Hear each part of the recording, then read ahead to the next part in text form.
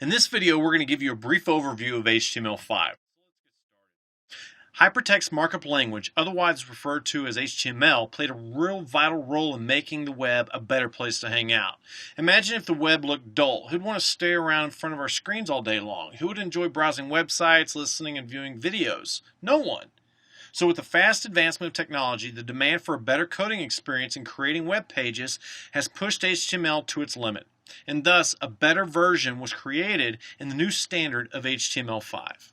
There's a lot of great new things that HTML5 supports, like new elements, new attributes, full CSS3 support, video and audio, 2D and 3D graphics, local storage, local SQL databases, and web applications. So the ability to support audio and video is also new in HTML5, making it easier for developers to add video and audio using the tags video and audio. Another good thing about the audio and video selectors is that it's supported in all major browsers.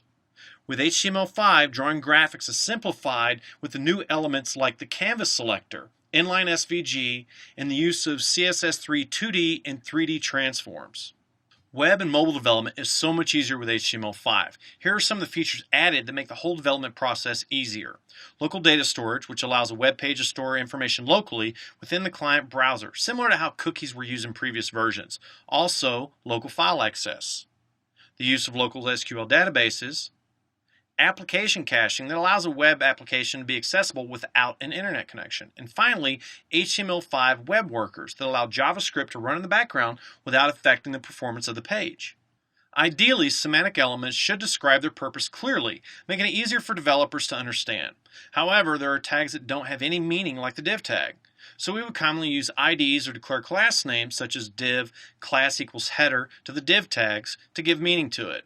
But now in HTML5, new semantic elements were released to convey clearly the purpose of those elements. Here are a few examples of the new elements in HTML5.